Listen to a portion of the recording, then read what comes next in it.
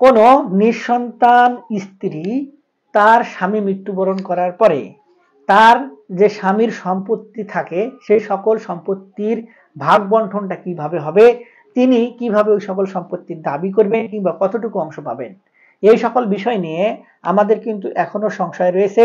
আমাদের সমাজে যখন এজমালি কিংবা ওয়ারিশান সম্পত্তিগুলো ভাগাভাগি হয়, ম্যাক্সিমাম ক্ষেত্রে স্ত্রী কিংবা কন্যাদেরকে ঠকানো হয়, যে বিষয়গুলো নিয়ে আমাদের আসলে একটু জানার দরকার। তাই আজকে এই ভিডিওটি নিয়ে এসেছি আমাদের সেই সকল মা এবং বোনদের জন্য, যেন কোনোভাবেই এই ভিডিওটি দেখার পর আর তাদেরকে কেউ কোনোভাবে সম্পত্তি থেকে ঠকাতে না পারে। তো ভিডিওর বিষয়বস্তু বোঝার পর যদি আপনার আমার এই ভিডিওটি ভালো লেগে থাকে, আরো কোনো ধরনের ভিডিও দেখার আগ্রহ জন্মায়, তাহলে আমাদের চ্যানেলটি সাবস্ক্রাইব করে রাখতে পারেন। আর যদি আপনি আমার এই ভিডিওগুলো নিয়মিত দেখে থাকেন, তাহলে বরাবরের মতো লাইক কমেন্ট শেয়ার করে আমাদেরকে অনুপ্রেরণা দিবেন। কোনো জমি কিংবা সম্পত্তি ভাগাভাগি করার আগে আপনাদেরকে জানতে হবে পারিবারিক সম্পত্তি, উত্তরাধিকারী সম্পত্তিগুলো ভাগাভাগি হয় কোন আইনের মাধ্যমে। সর্বপ্রথম আমাদের ধর্মীয় আইন অনুযায়ী কিন্তু এই সকল সম্পত্তি ভাগাভাগি হয়ে থাকে। মুসলিমদের জন্য মুসলিম উত্তরাধিকারী আইন, হিন্দুদের জন্য হিন্দু আইন, অন্যান্য ধর্মের যে সকল ব্যক্তিবর্গ রয়েছে তাদের জন্য ম্যাক্সিমাম ক্ষেত্রে হিন্দু আইন কিংবা তাদের নিজস্ব আইন অথবা রাষ্ট্রীয় আইন মেনে সম্পত্তি ভাগাভাগি হয়ে থাকে। এখন সম্পত্তিগুলো ভাগাভাগি করার জন্য দায়িত্ব কাদের? সর্বপ্রথম নিকট আত্মীয় যারা রয়েছে, যাদের গণ্যমান্য হিসেবে ধরা হয়, তারা নিজেদের আপোষে বসে মীমাংসার মাধ্যমে সম্পত্তিগুলো কিন্তু ভাগাভাগি করার দায়িত্ব পেয়ে থাকেন। এবং এক্ষেত্রে ওই সম্পত্তিগুলো ভাগ বন্টন করার পরে যেভাবে ভাগ বন্টন হয়ে গেল, সেই ভাগ বন্টন অনুযায়ী সুষ্ঠুভাবে কে যেভাবে ভোগ দখল করবে সেই সকল বিষয় একটি দলিলে লিপিবদ্ধ করতে হয়। সেটিকে আমরা বাটোয়ারা দলিল কিংবা বন্টন দলিল বলে থাকি। যদি কোনো কারণে ওয়ারিশদের মধ্যে কিংবা নিজেদের মধ্যে বসে মীমাংসা না হয়, তাহলে সেই সকল সম্পত্তি ভাগ বন্টন করার জন্য আদালতের বাটোয়ারার মামলা করেও সেগুলোর পক্ষে এবং আদালত থেকে সিদ্ধান্ত কিংবা ভাগ বটোয়ারা করে নিয়ে এসে পরবর্তীতে আইনগতভাবে ভোগ দখল করা যায়। এখন যদি ওয়ারিশ একত্রে অনেকজন থাকে, তাহলে সেই ক্ষেত্রে কোনো প্রশ্ন নেই, সেই সকল সম্পত্তি ভাগ বন্টন একটি আলাদা নিয়ম মেনে হয়। কিন্তু যদি কোনো পরিবারে কোনো স্বামী নিঃসন্তান স্ত্রী রেখে মৃত্যুবরণ করে, তাহলে সেই নিঃসন্তান স্ত্রী কিন্তু যে সকল সম্পত্তির অংশ পায়, অনেক ক্ষেত্রে তাদেরকে ঠকানো হয়। এজমালি সম্পত্তি আইন কিংবা মুসলিম উত্তরাধিকারী আইন কিংবা কাস্টমারি ল অনুযায়ী যে বিষয়টিকে বলে সেটি হলো, একজন স্ত্রী যদি নিঃসন্তান হয়ে থাকে, অর্থাৎ পরিবারে শুধু স্বামী স্ত্রী ছাড়া কোনো সন্তান না থাকে, তাহলে স্বামী যে সকল সম্পত্তি রেখে যান সেই সকল সম্পত্তির মোট 4 ভাগ করে 1 ভাগ কিন্তু স্ত্রীকে দিতে হয়। যদি এক্ষেত্রে কোনো সন্তান থাকতো, তাহলে এই স্ত্রী আবার মোট সম্পত্তির 8 ভাগ করে 1 ভাগ পেতেন। এখন প্রশ্ন থাকে যে বাকি সকল সম্পত্তি আসলে কে পাবেন? বাকি যে 4 ভাগের 3 ভাগ সম্পত্তি, ওই স্বামীর যদি কোনো মা বাবা জীবিত থাকে তারা একটি অংশ পান, যদি মা বাবা জীবিত না থাকে তাহলে ভাইয়েরা যদি জীবিত থাকে ভাইয়েরা সম্পত্তির কিছু অংশ পান, যদি ভাইও না থাকে তাহলে ভাইয়ের যদি ছেলে থাকে তাহলে ছেলেরাও কিন্তু কিছু অংশ পায়। আবার অনেক ক্ষেত্রেই এই বিষয়টি কার্যকরী ভূমিকা পালন করে। স্বামী মৃত্যুর শয্যায়, স্বামী দীর্ঘদিন ধরে অসুস্থ, এক্ষেত্রে অনেকভাবেই দেখা যায় যে স্বামী মৃত্যুর পরে সকল সম্পত্তির মাত্র 4 ভাগের 1 ভাগ স্ত্রী পাচ্ছে। এই বিষয়টি অনেক স্ত্রী কিন্তু মেনে নিতে পারেন না। সেক্ষেত্রে স্ত্রীরা যে কাজটি করতে পারেন সেটি হলো, স্বামীকে কোনোভাবে ম্যানেজ করে তারা যদি স্বামীর সকল সম্পত্তি নিজের নামে হাবাদলিল তৈরি করে নিতে পারেন, তাহলে সেই হাবাদলিল অনুযায়ী কিন্তু সকল সম্পত্তি ওই স্ত্রী আইনগতভাবে বৈধতা নিয়ে ভোগ দখল করতে পারবেন।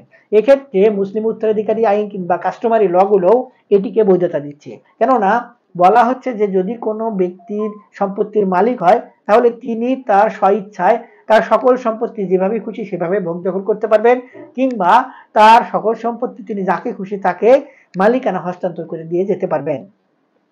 অনেকেই যে ভুলটি করেন সেটি হলো, অনেক সম্পত্তির ক্ষেত্রে তারা উইল করে নেন। এক্ষেত্রে আপনাদের যে বিষয়টি বুঝতে হবে, উইল করার প্রয়োজনীয়তা কি।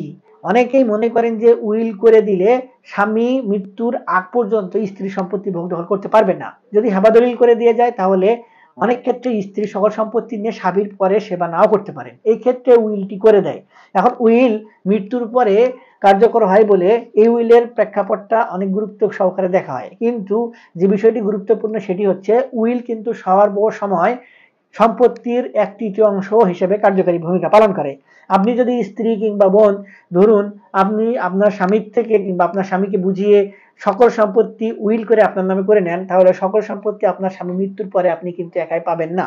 সেই সকল উইলে যে সকল সম্পত্তির কথা উল্লেখ থাকবে তার 1/3 সম্পত্তির ভাগ কিন্তু আপনারা পাবেন। এক্ষেত্রে এই উইলের দিকে না যাওয়াই গুরুত্বপূর্ণ।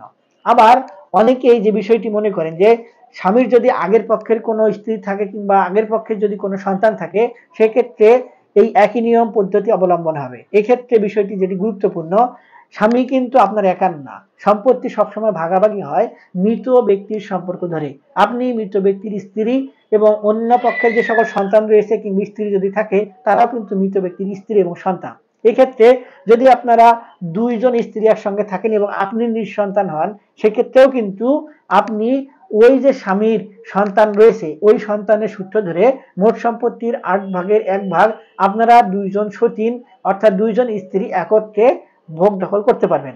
তবে এক্ষেত্রে যে বিষয়টি আবারও দাঁড়ায় সেটি হলো, যদি স্বামী আপনাকে ভালোবেসে সকল সম্পত্তি হেবাদলিল করে আবার লিখে দিয়ে যায় নির্দিষ্ট অংশ, তাহলেও কিন্তু অন্য স্ত্রীরা কিংবা অন্য সন্তানেরা আপনার কাছ থেকে সেই সকল সম্পত্তির অংশ কোনোভাবে ভোগ দখল করতে পারবেন না।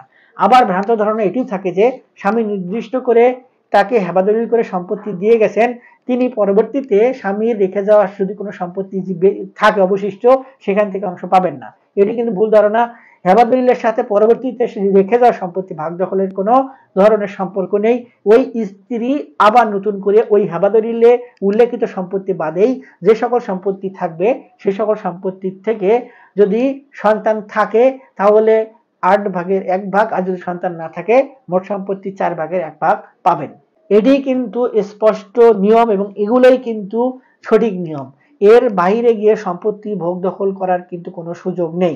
আমার বলার মাঝেও হয়তো কোনো ধরনের ভুল হতে পারে, তবে সেই ভুলগুলো সংশোধন করে সম্পত্তির ভোগ দখল কিন্তু করতে হবে।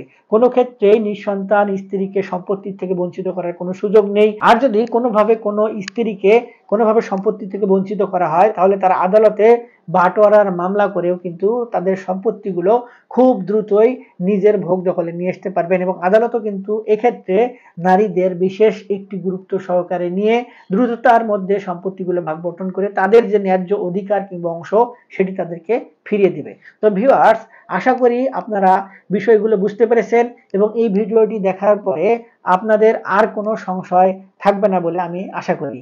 তারপরে যদি কোনো ধরনের প্রশ্ন থাকে কিংবা কোনো কিছু নিয়ে জানার থাকে, আমার ভিডিওটির মাধ্যমে আপনাদের মধ্যে কোনো সন্দেহ তৈরি হয়, তাহলে আপনাদের হাতে থাকা স্মার্টফোনটির মাধ্যমে আপনারা অনলাইনে সার্চ দিয়ে বিষয়টি সম্পর্কে কিংবা বিষয়গুলো সম্পর্কে ক্লিয়ার কনসেপ্ট কিংবা ধারণা পেতে পারবেন। আজকে এ পর্যন্তই, দেখা হবে সামনে নতুন কোনো ভিডিওতে। ততদিন পর্যন্ত ভালো থাকবেন। ধন্যবাদ।